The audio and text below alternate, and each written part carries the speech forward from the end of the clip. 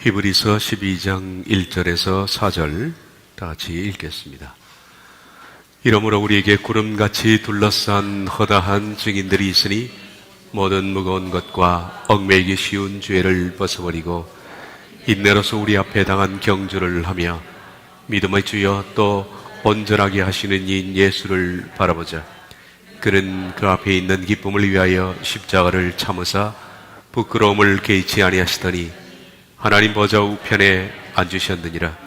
너희가 피곤하여 낙심하지 않기 위하여 죄인들이 같이 자기에게 거역한 일을 참으신 일을 생각하라.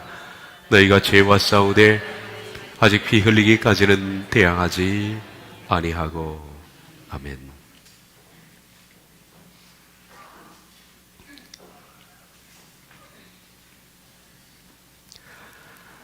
하늘의 제왕 덕수리의 수명은 약 60 내지 70년이라고 그렇게 알려져 있습니다.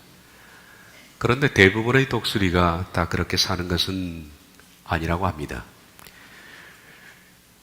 대다수의 독수리는 약 40년 정도가 되면 수명을 마칩니다. 근데 어떤 독수리는 60, 70년을 산다는 거죠. 그 이유는 다음과 같습니다.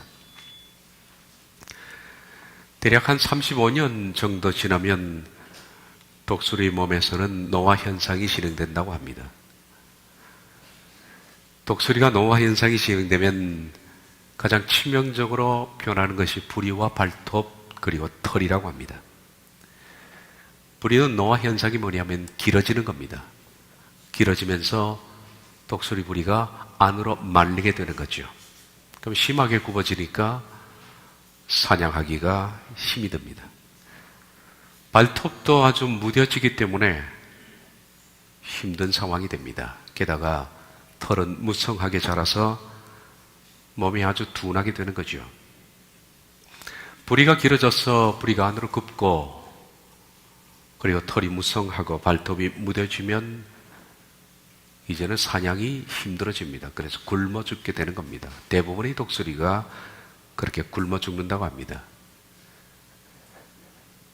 털이 많아지면 아무래도 독수리의 민첩성이 떨어지겠죠. 사냥하기에 우둔하게 됩니다. 이런 노화 현상이 약 35해부터 진행이 됩니다. 많은 독수리는 그렇게 그냥 죽어간다고 합니다. 그렇게 해서 대충 독수리가 죽는 나이가 40세쯤 됩니다. 그런데 다 그런 건 아니지만 그 중에서 아주 특별한 어떤 놈들은 이 위기를 극복해냅니다. 이 위기를 극복하면 약 60 내지 70년을 산다는 거죠. 그러면 노화 현상을 어떤 독수리는 어떻게 극복해낼까요? 부리가 길어져서 안으로 굽고 발톱이 무뎌지고 털이 많아지면 이제 죽을 때가 됐구나라고 생각해서 독수리는 높은 바위산으로 올라간다고 합니다. 그리고 바위에 대고 자신의 부리를 찍습니다. 그리고 부리를 깨뜨리는 거죠. 물론 독수리의 부리에서는 엄청난 고통과 동반된 다량의 출혈이 생깁니다. 피가 펑펑 나고 엄청난 고통을 느끼는 겁니다. 그런데 그 부리가 딱 깨지고 나면 거기에서 새 부리가 난다고 합니다. 마치 사람으로 따지면 유치가 빠지면 영구치가 나는 것처럼 그렇게 새 부리가 난답니다. 그리고 발톱은 거기에 나무를 대고서 나무에 막 찍어댑니다. 그러면 발톱이 빠지겠죠. 엄청난 고통을 또한 이겨내면서 독수리는 새 발톱을 넣습니다. 이 기간이 약 5개월일 걸린다고 합니다. 이 5개월간의 긴 고통을 이겨내고 마침내 독수리는 새롭게 난 새 뿌리와 새 발톱을 가지고 자신의 몸에 난 그 많은 털들을 이제는 뽑아내기 시작합니다. 그러면 다시 태어나게 되는 거죠. 젊고 활력 있던 젊은 모습을 되찾습니다. 그래서 30년을 더 사냥하면서 산다고 합니다. 특이한 생태인 걸로 생각됩니다. 아마 그런 조류는 이 세상에서 독수리 하나밖에 없는 것 같습니다. 이 얘기를 듣고 저는 우리의 신앙 모습과 참 흡사하구나라고 생각했습니다. 우리들은 살기 위해서는 옛것을 찍어내야만 삽니다. 옛것에 머물러 있는 한 우리들은 살 수가 없기 때문입니다. 옛자를 찍어낸다는 것은 고통스러울 겁니다. 독수리가 옛 뿌리와 발톱을 바위에 대고 찍어내서 그것을 완전히 없애버리고 발톱도 나무에 긁어서 뽑아내는 그 과정은 엄청난 고통이 동반되는 것은 두말할 필요가 없습니다. 그렇습니다. 옛자를 찍어내는 것은 엄청난 고통이 동반되는 겁니다. 쉽지 않은 선택입니다. 대부분의 사람들은 40세에 죽는 독수리처럼 옛자를 찍어내지 않고 그냥 방치한테 40년으로 인생을 마감하는 것 같습니다. 그러나 우리 옛자를 찍어내지 않으면 결국 우리가 이대로 살다가는 마지막은 지옥을 피할 수가 없습니다. 새로운 삶을 맞이하기 위해서, 새 신앙을 얻기 위해서는 옛 것들을 찍어내야 합니다. 과감히 찍어서 버려야 합니다. 고통을 동반하지만은 없애버려야 합니다. 이것을 가르쳐서 성경이 말하는 신앙이라 그렇게 부릅니다. 저는 예전에 신앙을 일이라고 생각한 때가 있었습니다. 그런데 신앙은 제가 성경을 깊이 못 봐서 그런 것일 뿐, 신앙은 일이 아니라 바로 이렇게 옛자의 죽음입니다. 이것을 신앙이라 부릅니다. 그러므로 신앙이라는 것은 자기와의 전쟁입니다. 자기 죽음과의 전쟁을 가르쳐서 신앙이라 그렇게 부르는 겁니다. 이 전쟁을 치르기 위해서 저와 여러분들은 이 교회에 온 것이고요. 교회의 존립 목적이 바로 그것에 있는 겁니다. 일하기 위해서 온 것은 아닙니다. 물론 우리가 회복된 신앙으로 주의 거룩한 일을 해야 한다는 것은 당연합니다. 그러나 우선의 문제입니다. 우선은 먼저 옛사람을 죽여야 한다는 겁니다.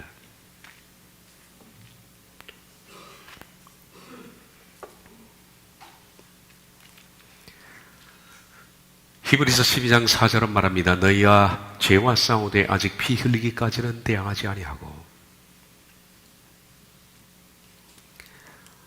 우리들은 대부분의 사람들이 죄와 싸우되 피 흘리는 싸움은 하지 않습니다. 싸운다라는 이 아그리조마이라는 이 단어는 고대 레슬링 선수들이 싸우는 것을 말합니다. 거기서 나오는 단어. 우리들은 지금처럼 레슬링 선수가 한 명이 너무 힘들면 포기하면 이기는 그런 경기가 아닙니다. 검투사의 경기입니다. 이것은 죽어야 끝나는 싸움입니다. 두 선수가 로마의 콜로세움 같은 데 섭니다.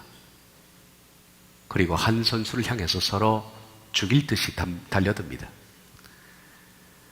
그들은 끝까지 싸웁니다. 언제까지? 상대가 죽을 때까지. 이것이 바로 아고니조메노이라는 단어입니다. 너희가 피 흘리기까지 싸우라는 단어입니다. 이 정도로 사람들은 죄와 싸우지 않습니다. 많은 사람들은 자신 속에 죄는 발견합니다. 아, 내가 죄가 있구나. 죄가 엄청나구나. 라는 것을 발견합니다. 그리고 이런 소망 같습니다. 죄를 떠나고 싶다. 어떻게 하면 죄를 떠날 수 있을까? 그리고 기도도 합니다. 하나님, 제가 죄를 떠날 수 있도록 도와주십시오. 그리고 다니면서 그렇게 말합니다. 나는 옛자를 죽여야 합니다. 이게 내가 사는 방법입니다. 라고 말도 합니다. 많은 사람들이 그렇게 말합니다. 나는 옛자를 죽여야 되겠다. 죽이고 싶다. 그래야 내가 산다라고 신앙을 고백합니다. 그런데 대부분은 여기까지입니다. 생각해 보십시오. 이까지입니다. 죄를 발견하고 죄를 떠나고 싶고 그리고 옛자를 죽여야 한다는 것은 깨닫고 있고 그리고 고백도 합니다. 그 간절히 바랍니다. 그러나 이까지입니다. 이까지입니다. 발견하고 고백하고 기도하는 것으로서 죄를 이길 수 있는 것은 아닙니다. 죄는 싸워야 하는 겁니다. 피 흘리기까지. 피 흘리기까지 싸워야 하는 전쟁입니다. 우리가 왜 죄를 이기지 못하느냐 하면 발견하고 깨닫고 고백하고 기도하기까지만 해서 그렇습니다. 죄가 죽을 때까지 싸워야 하는데 거기까지 가는 사람들 별로 없기 때문입니다. 대부분의 앞에서 말한 것처럼 독수리는 40세가 되면 죽습니다. 자신의 뿌리가 길어집니다. 발톱도 난가집니다. 그리고 털이 길어집니다. 몸은 비대해지고 뒤뚱거리기 시작합니다. 길어진 뿌리로 이제는 동물을 뜯어먹기가 힘듭니다. 뿌리는 이미 기능을 상실해가기 시작합니다. 발톱도 날카롭지 않기 때문에 이제는 낚아채는데도 힘이 듭니다. 자신의 몸속에서 옛 것들이 점점점 낡아지기 시작합니다. 근데도 그냥 방치합니다. 그래서 굶어 죽는 겁니다. 독수리가 살기 위해서는 바위산으로 올라가서 뿌리를 찍어내고 발톱을 새로 다시 찍어내고 털을 뽑아내야 합니다. 그런데 그러지 못합니다. 죄를 발견하고 고백하고 기도해서 죄는 사라지는 것이 아닙니다. 대부분의 사람들은 발견하고 고백하고 기도하면 내 옛죄가 이제는 옛자가 사라졌다라고 생각을 합니다. 그러나 옛자가 죽은 것이 아니라 수면 아래 숨어 있는 것뿐입니다. 숨어 있었습니다. 그러다가 숨어있던 그 죄는 어떤 상황이 직면하면 여지없이 튀어나오는 겁니다. 죽었다라고 생각하는 것이 여지없이 다시 깨어나서 옛날의 나와 지금의 내가 별로 다른 것이 없는 똑같은 사실이라는 것을 발견하게 하는데 그것은 아직 죽지 않았다는 얘기죠. 왜 우린 죽지 않았을까요? 그렇게 오랫동안에 말씀을 듣고 오랫동안에 발견하고 오랫동안에 기도했는데 여전히 옛 모습 그대로 있을까요? 죄는 죽지 않았습니다. 잠자고 있었을 뿐입니다. 그 이유는 피 흘리기까지 대항하지 않았기 때문입니다.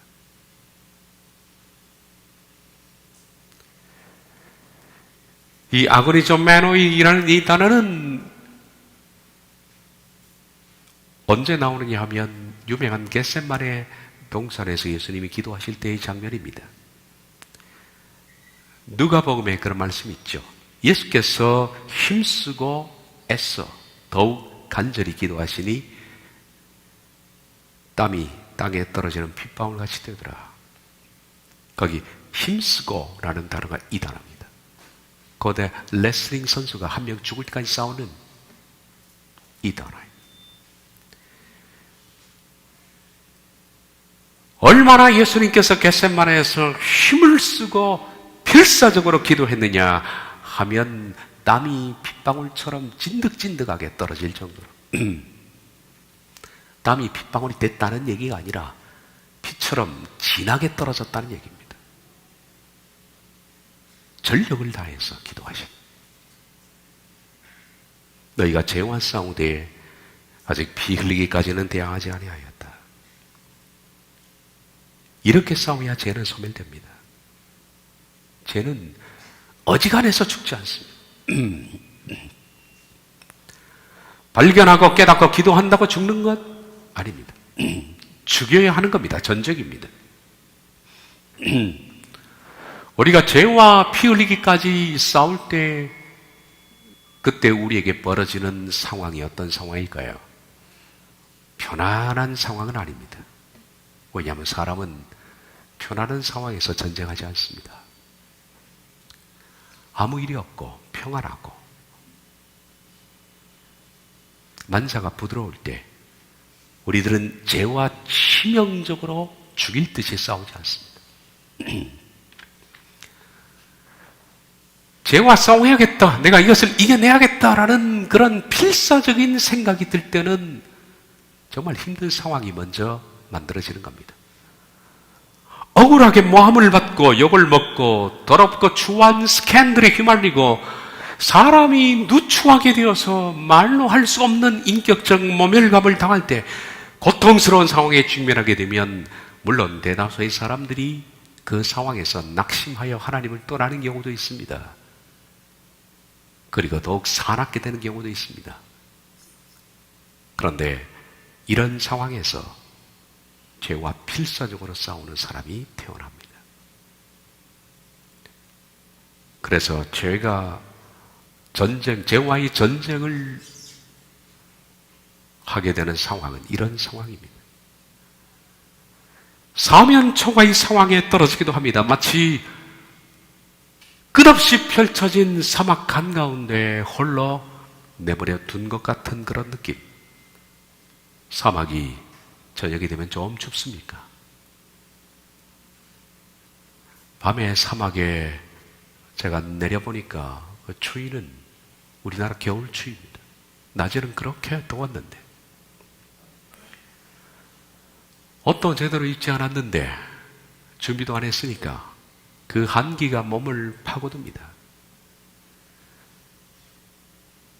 사막에 저녁이 몹시 춥듯이 어제는 따뜻한 인생이었는데 갑자기 인생의 한기가 듭니다. 외롭고 힘든 상황에 처합니다. 그런데 바로 이것이 죄와 피 흘리기까지 싸우기 위해서 만들어지는 상황입니다. 그 전 상황입니다. 우린 편안한 상황 속에서는 죄와 피 흘리기까지 싸울 의욕을 갖지 않습니다. 필수성을 느끼지도 않습니다. 그러므로 이런 상황은 어쩌면 하나님께서 만드시는 상황일 수도 있는 겁니다. 우리가 그동안에 누누이 말씀드린 것처럼 하나님은 자기의 백성들을 사막에서 만드십니다. 불뱀이 득실거리고 전갈이 득실거리며 물이 없고 건조한 땅에서 그의 백성들을 홀로 인도하시는 하나님입니다. 자신의 사랑하는 백성들을 하나님의 사람으로 만들기 위해서 옛자를 죽이기 위한 상황, 곧 이 사막의 환경을 먼저 하나님이 만드시는 겁니다. 그래서 이런 아픔과 고통을 통해서 하나님의 사람들은 옛자와 드디어 전쟁을 선포하게 되고 한 단계 더 성숙한 걸음으로 나아가게 되는데, 그렇게 해서 하나님은 자신의 백성들을 만드신다는 겁니다. 종종 하나님은 그렇게 하십니다. 피 흘리기까지 대항하는 싸움. 이런 싸움 전에 일어날 아픈 상황들을 우리들은 알고 있습니다. 만약에 저와 여러분들이 이런 상황에 직면하게 되면 하나님께서 우리에게 성숙을 향한 요청을 하셨다라고 생각하면 될 것 같습니다. 이런 상황에 처하게 되면 우리가 어떻게 이 상황을 이길까요? 어떻게 이길 수 있을까요? 수많은 사람들이 좌절합니다. 넘어집니다. 실족합니다. 심지어는 하나님을 떠나기도 합니다. 진리를 벗어나기도 합니다. 이런 상황 속에서 가장 중요한 것이 있습니다. 그것은 시선 고정입니다. 시선 고정입니다. 두 가지를 고정하라, 그렇게 히브리서는 말합니다. 첫째는 증인들에게 시선을 고정하라. 그리고 다음으로는 예수님께 시선을 고정하라. 그렇습니다. 우리가 시선을 고정하면 흐트러지지를 않습니다. 상황에 시선을 맞추면 우리들은 낙심하게 됩니다. 사람에게 맞춰도 낙심하게 됩니다. 좌절하게 되고 벗어나게 됩니다. 증인들에게 맞추고 두 번째 하나님께 맞추면 우리들은 정확하게 진리를 쫓아서 천성을 향해서 갈 수가 있습니다.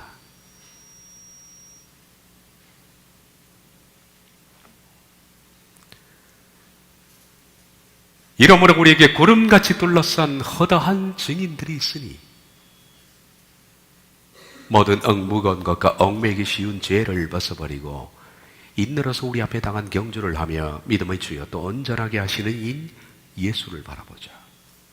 그는 그 앞에 있는 기쁨을 위하여 십자가를 참으사 부끄러움을 개의치 아니시더니 하나님 보좌 우편에 앉으셨느니라. 첫 번째, 구름같이 둘러싼 허다한 증인들이 있다. 그리고 두 번째, 예수를 바라보자. 증인들과 예수님을 바라보는 겁니다. 시선 고정입니다. 이 시선을 놓치면 우리들은 방향을 상실하게 되어 있습니다. 시선을 고정해야 됩니다. 구름같이 둘러싼 허다한 증인, 한두 명의 증인이 아닙니다.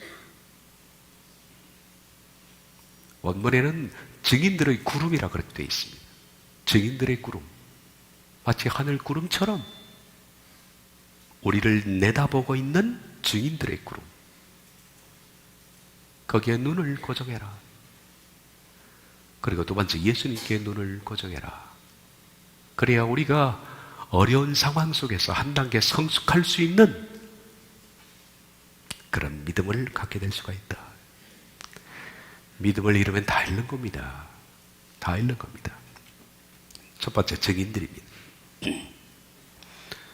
이러므로 우리에게 구름같이 둘러싼 허다한 증인들은 말투이스는 증거자라는 뜻도 되지만 동격으로 순교자라는 뜻도 됩니다. 순교자입니다. 이건 증거하다가 죽은 사람들입니다. 증거하다가 죽은 사람, 증인들입니다. 이 증인들이 한둘이 아니라는 겁니다. 구름처럼 둘러싸여 있다는 겁니다.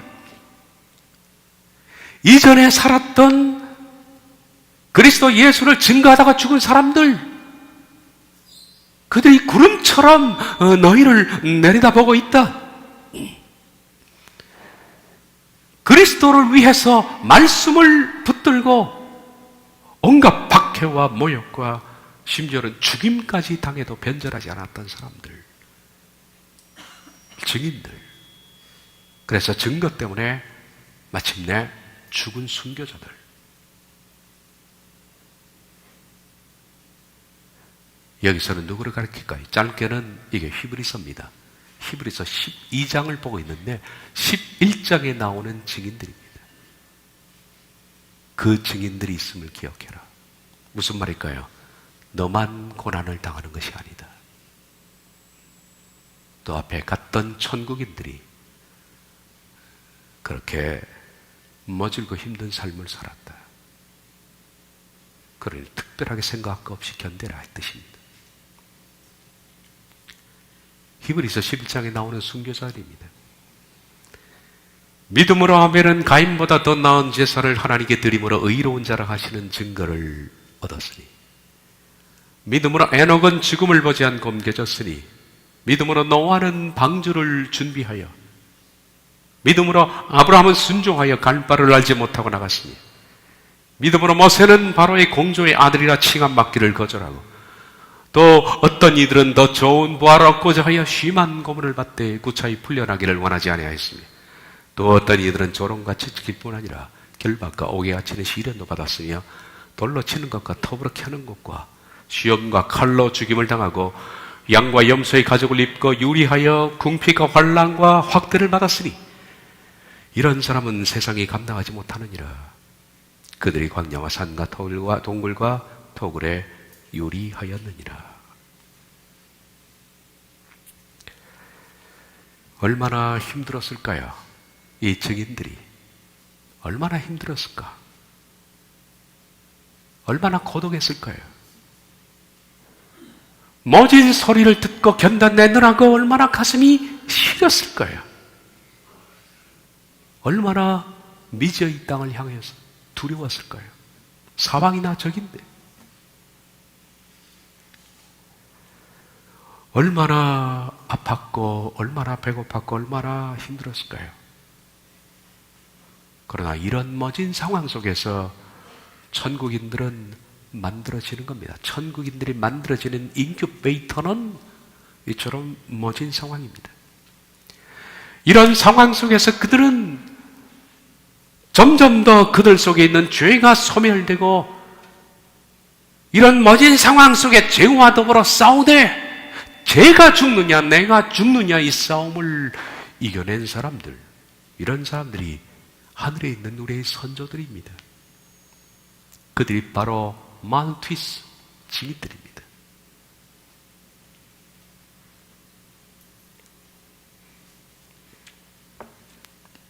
우리들은 앞서 읽었던 히브리 11장에 나와 있는 증인들, 그리고 이들뿐만 아니라 히브리서에 기록되지 않았지만은 교회사에서 죽어갔던 수많은 순교자들의 고백, 우리들은 대충 다 알고 있습니다. 이들을 볼 때 우린 고난 좀 받다가 이 증인들을 바라보면 할 말이 없습니다. 할 말이 없습니다. 때로는 삶에서 힘든 일을 당하고 역경과 곤경도 당하지만은 증인들을 바라보면 할 말이 없습니다. 왜냐하면 우리보다 훨씬 더 심하고 격렬한 삶을 살았기 때문에, 그리고 마침내 그 삶 속에서 자아를 죽이고 새 사람을 입었고 마침내 천국 백성이 된 그들을 생각하면 우리가 당하는 것들은 아무것도 아닙니다. 그래서 입을 닫는 겁니다. 구름같이 둘러싼 허다한 증인들, 그들을 보라. 그들을 보면서 모든 무거운 것과 얽매이기 쉬운 죄를 벗어버리라. 저는 이 장면을 생각하면 이런 그림들이 연상됩니다. 마치 순교자들이 로마의 원형 경기장 콜로세움에 들어갔습니다. 거기에 수많은 증거자들이, 증인들이 관중 속에 앉아 있습니다. 우린 거기서 전쟁을 하는 것과 같은 겁니다. 물론 이 그림에서 이 스탠드에 앉아있는 사람들은 로마 시민들입니다. 그리고 기독교인들을 죽이는 것을 즐거워하고 박수를 치는 사람이겠죠. 그러나 저는 이 장면에서 이렇게 생각해 봤습니다. 관중에 앉아있는 허다한 증인들은 천국 백성이라고 생각하면 좋겠습니다. 천국 백성이 이 콜로세움에 꽉 차 있습니다. 이들은 이미 그리스도를 위해서 진리를 따르다가 순교한 사람들입니다. 그리고 이제는 여러분 차례가 된 겁니다. 우리 차례가 됐습니다. 우리들은 연약합니다. 방어 무기가 없습니다. 우린 공격할 수도 없습니다. 그냥 찢겨야만 하는 상황입니다. 그런데 밑에서는 굶주린 사자들이 올라오고 있습니다. 조금 후면 이 야수들에 이어서 갈기갈기 찢겨지겠죠. 옛자아를 죽이는 것은 이렇게 죽는 겁니다. 죽음밖에 다른 방법이 없습니다. 옛자아는 살려고 해서 죽는 것이 아니니까. 우린 죽음의 기로에 서 있습니다. 두렵겠죠? 이 동물 떼 앞에서 여러분이 찢어놓으려고 그러고 죽이려고 그러고 으르렁대는 이 사자떼 앞에서 우리들은 서 있습니다. 그런데 성경은 말합니다. 잊지 마라. 구름같이 둘러싼 증인들이 있다. 이 관중 속에는 이전에 그렇게 죽어간 수많은 증인들이 앉아 있습니다. 이분들은 이전에 이미 조롱과 모욕과 비방과 죽임을 당했던 이들인데 그런 과정을 통해서 말투스 순교자가 되어서 지금 천국에 들어가 있는 사람들입니다. 그분들이 구름처럼 둘러싸서 응원하고 있습니다. 여러분은 이 전쟁에서 반드시 이겨야 한다고 소리쳐 응원하면서 절대 패배하지 마라. 이 전쟁에서 당신은 반드시 이겨야 된다라고 격려를 하고 있다는 겁니다. 이 관중 속에 앉아있는 사람들을 보면 그 속에는 바른 예배를 드리다가 돌에 맞아 죽은 아벨이 보일 겁니다. 지독히도 힘든 외로움 속에서 많은 사람의 조롱을 받고 그러나 300년 동안에 하나님과 함께 동행했던 에녹도 있습니다. 방주를 짓느라고 120년 동안에 얼마나 많이 조롱을 당했을까요? 얼마나 많이 미쳤다는 소리를 들었을까요? 그런 노아도 있고,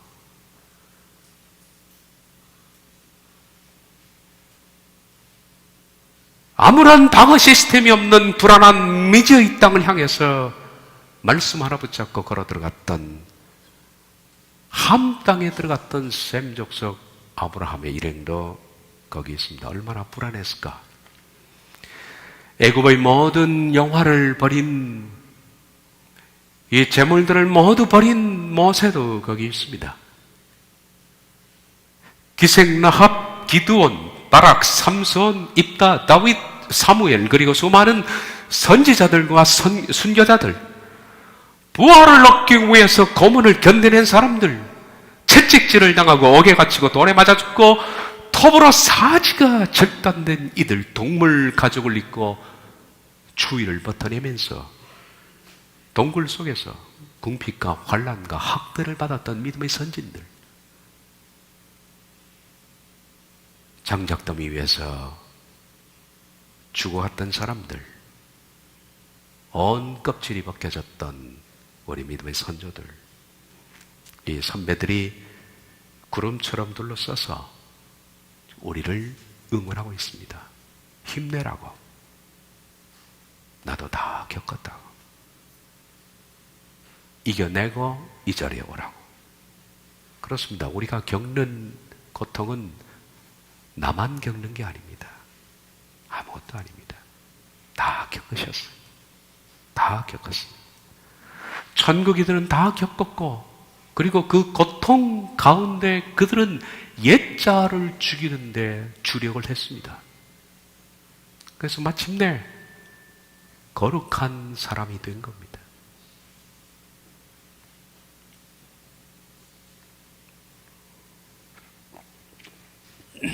자녀이면 또한 상속자, 곧 하나님의 상속자요. 그리스도와 함께한 상속자니 우리가 그와 함께 영광을 받기 위하여 고난도 함께 받아야 할 것이니라. 생각하건대 현재의 고난은 장차 우리에게 나타날 영광과 좋게 비교할 수 없도다. 우리가 하나님의 영광을 누리기 위해서는 고난도 함께 받아야 한다. 이것은 필수 과정이라는 겁니다. 2주 전에 제가 설교했던 넓고 좁은 문은 없다라는 설교를 기억할 겁니다. 넓고 좁은 문은 없습니다. 하나님은 사랑하는 자에게 반드시 고난을 주십니다. 그 고난 가운데 그들은 이 타락된 세상에서 거룩해지기를 바라시는 겁니다. 그래서 하나님께서 사랑하는 백성들에게 사용하는 도구에 대해서 제가 말씀드렸습니다. 환난, 고난, 연단, 시련, 핍박, 징계. 여러 가지가 더 있지만은 한 6가지로 압축을 해봤습니다. 이것이 하나님이 사용하는 하나님의 백성을 만드는 도구들입니다. 예전부터 그렇게 해왔고 지금도 그렇게 해옵니다. 부당한 압박, 그리고 그로 인해서 몹시 격동된 감정, 그로 인해서 만들어진 성품의 증거물들, 유혹 혹은 테스트, 집요하게 나를 죽이려고 찾아오는 핍박, 하나님께서 하시는 징계. 넓고 좁은 문은 없습니다. 안락하면서 자아를 죽일 수 있는 방법은 없습니다. 아무런 문제도 고통도 괴로움도 외로움도 없으면서 내적 자아를 죽일 수 있는 방법은 이 세상에 존재하지 않습니다. 천국 가는 넓은 지도는 아예 처음부터 없는 겁니다. 그 길은 좁은 지도밖에 없는 겁니다. 내적 자아를 죽일 수 있는 방법은 원래 이런 상황, 환난, 고난, 연단, 시련, 핍박, 징계 이런 과정을 통해서 마치 용광로에서 7번째는 하면 금이 나오는 것처럼 도가니에서 은을 만들어내는 것처럼 천국인들은 다 그렇게 길을 걸었습니다. 그러니 나도 예외일 수는 없는 겁니다. 예수님도 심지어 그랬습니다. 예수님까지도 그랬습니다. 증인들뿐만 아니라 예수님도 십자가의 모진 고난을 겪으셨습니다. 그러니 우리가 무슨 말 하겠습니까? 예수님도 그러셨는데, 그러니 우리가 겪는 아픔쯤은 아무것도 아닙니다. 그 시선을 놓치면 우리들은 왜 나는 이래? 그러는 거예요. 그러나 시선을 놓치지 않으면 우리는 당연하게 여깁니다. 그래야만 되겠지요. 그러므로 우리가 어려운 상황 속에서 증인들과 예수님에 대한 시선을 놓치지 않도록, 그래야만 우리가 죽도록 죄와의 전쟁에서 승리할 수가 있으니까 이겨낼 수가 있는 겁니다. 종교개혁 시기에 아주 엄격한 퓨리턴이 청교도 마을이 있었습니다. 예전에 한번 들려드렸던 얘기 같습니다. 이 마을은 청교도 마을인 이유로 술집도 없고 그리고 창녀도 없었습니다. 그것이 자랑이었습니다. 모두 다 경건했습니다. 그런데 어쩌자고 그 마을에 처녀가 임신을 하게 됐습니다. 마을법에 따르면 처녀가 임신을 하게 되면 그 아이의 아버지가 유부남일 경우는 돌로 쳐 죽이게 돼 있고요. 만약에 총각이면 적당히 채찍해서 둘 다 마을에서 추방하는 것이 마을의 법이었습니다. 원로들이 임신한 처녀를 불러다가 물었습니다. 애의 아빠가 누구냐? 그러니 이 처녀는 말을 안 합니다. 유부남이었겠죠. 그러니까 말을 안 하는 거예요. 자꾸 캐묻고 캐물으니까 처녀가 마침내 입을 여는데 아빠에 대해서 모두가 충격을 받았습니다. 처녀가 밝힌 아버지는 마을의 수도사였습니다. 그 수도사는 마을 사람들이 가장 존경을 받는 수도사였습니다. 신앙은 도말할 것 없고 마을의 굳은 일을 도맡아서 하는 수도사. 마을 사람들은 깊이 고민에 빠졌습니다. 수도사니까 물론 총각이죠. 총각입니다. 그러나 둘 다 추방을 해버리면 수도사에 대한 사람들의 신뢰가 있기 때문에 너무 원통할 것 같고, 그래서 수도자에게만 좋은 일을 시킬 것 같고, 그러나 유부남법을 적용할 수 없죠. 유부남법을 적용하면 돌로 쳐 죽여야 되니까.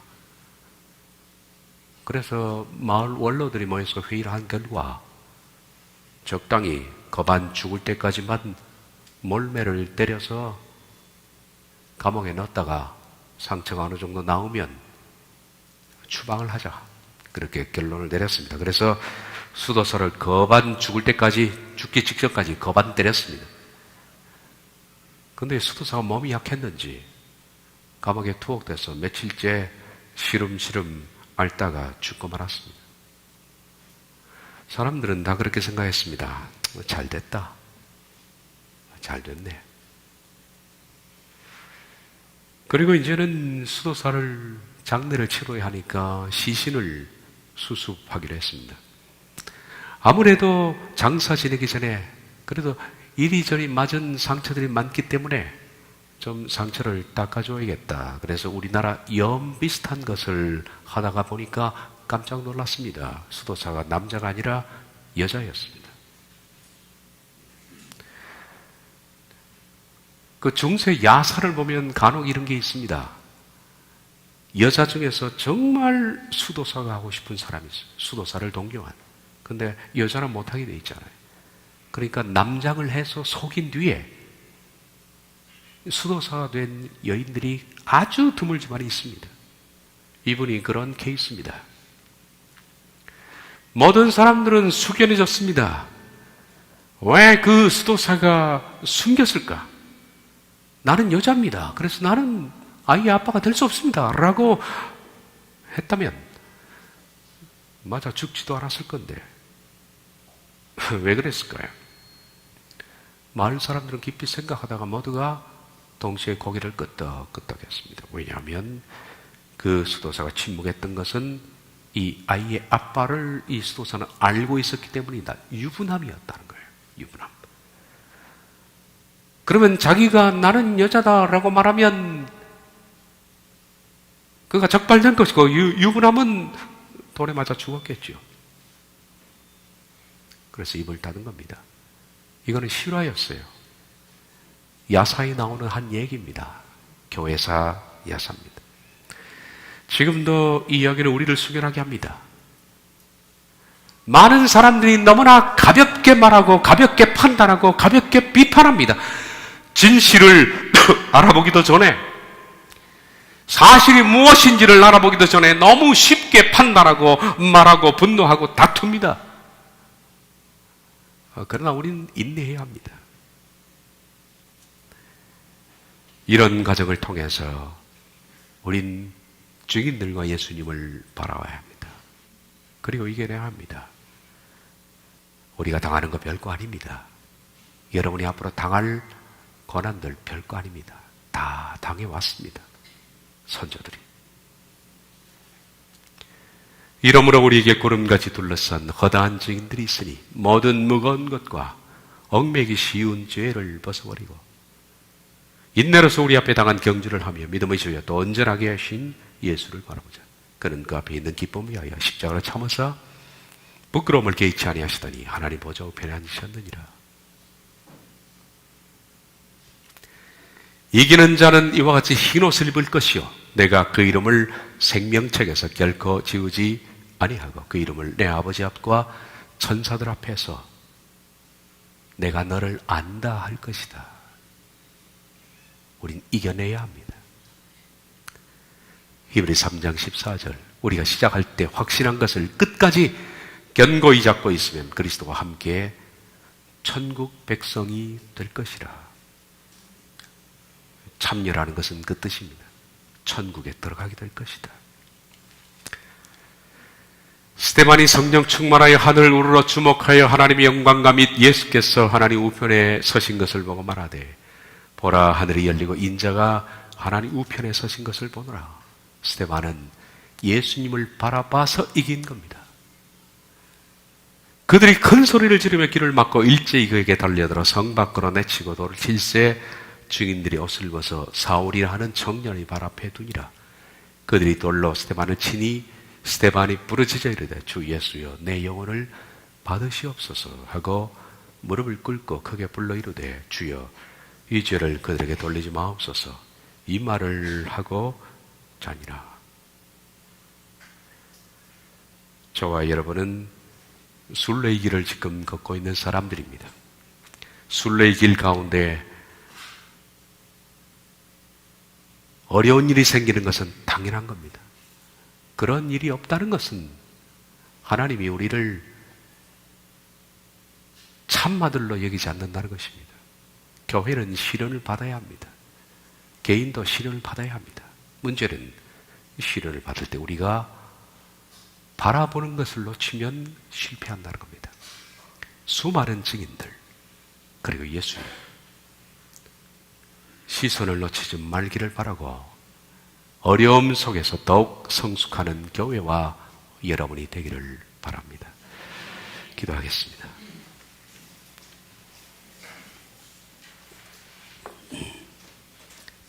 수많은 증인들 그리고 예수님을 바라보게 하시고 마침내 우리가 천국 도성에 이를 수 있도록 말씀 안에서 우리를 든든히 묶어 주시옵소서. 믿음의 선조들도 그리고 심지어 예수님도 그렇게 하셨는데 주님 저희들이 당하는 이런 어려움들은 아무것도 아닙니다. 지구 반대편엔 수많은 핍박과 죽음과 살해가 벌어지고 있는 이때 주님, 우리가 너무 편한 게 죄스럽습니다. 너무 안락한 게 두렵습니다. 하나님, 우리를 편안하게 두지 마시고 우리를 귀찮게 해주시옵소서. 예수님의 이름으로 기도하옵나이다.